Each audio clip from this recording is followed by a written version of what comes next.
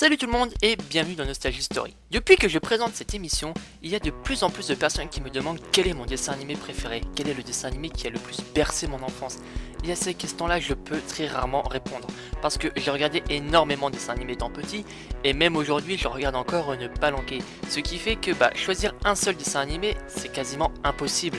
Mais bon, si jamais il devait y en avoir un qui devait sortir du lot, ou si jamais je m'échouais sur une île déserte avec pour seul divertissement un dessin animé pour toute ma vie, je pense que ce serait quand même celui-là.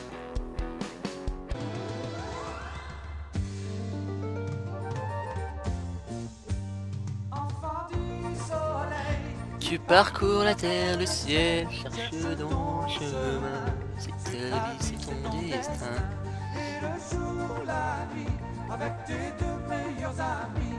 À bord du grand condor, tu recherches les cités d'or.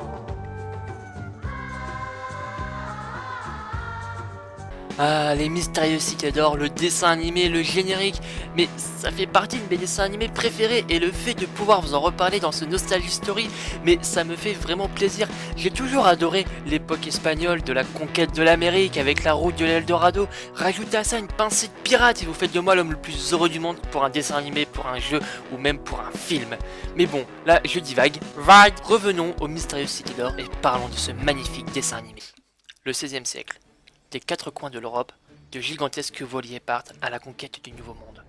À bord de ces navires, des hommes, avides de rêves, d'aventures et d'espace, à la recherche de la fortune.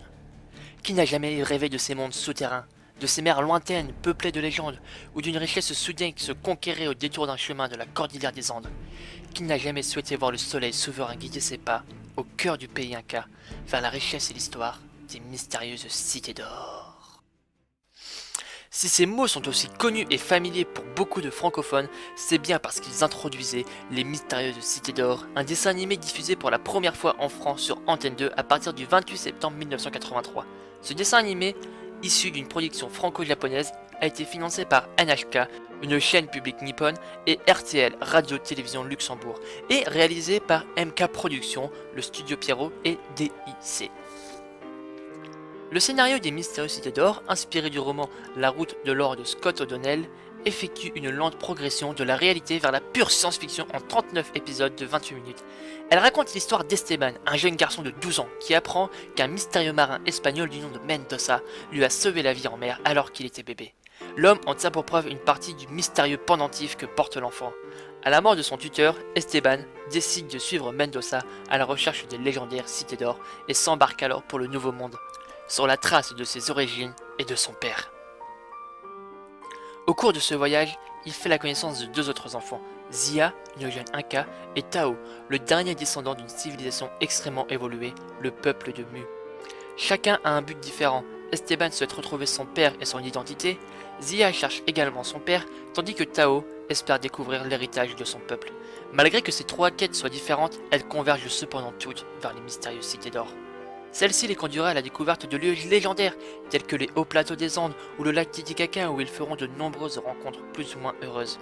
Esteban, Zia, Tao et leurs complices seront aussi amenés à défendre les Incas et les Mayas, à lutter contre les Olmecs, à apprivoiser les Amazones et Indiens, ou à combattre les géants de la tribu des Urubus. Ils seront également à bord de fabuleux vaisseaux qui les aideront à explorer ces contrées inconnues, comme le Solaris, le navire du peuple de Mu, ou encore le fabuleux Condor, le vaisseau Fedor qui accompagnera nos héros durant toutes leurs aventures. Ce qui est original avec les Mystérieuses Cités d'Or, c'est qu'en plus de développer un scénario complexe soutenu par des musiques très inspirées, il est aussi accompagné de documentaires venant étoffer les thèmes abordés dans chaque épisode. On peut très bien avoir des thèmes comme la conquête espagnole du nouveau continent, les mystères des civilisations disparues ou l'adaptation des peuples d'Amérique latine à l'invasion européenne. Tout cela nous sont racontés au cours de ces reportages. Hein? Non, je les sais pas, non.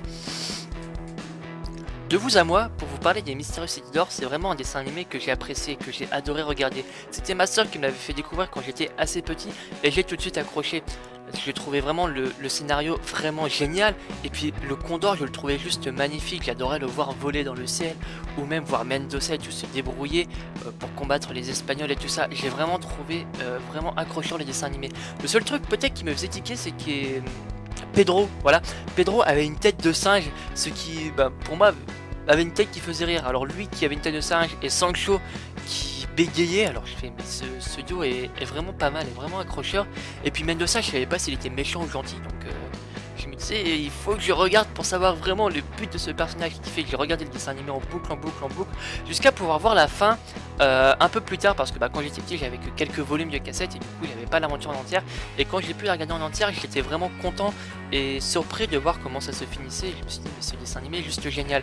Alors au lieu de vous en parler comme ça, d'avoir été très bref sur le scénario quand je vous en ai parlé, je vous conseille vraiment de le regarder de vous-même, parce que il en vaut vraiment le détour.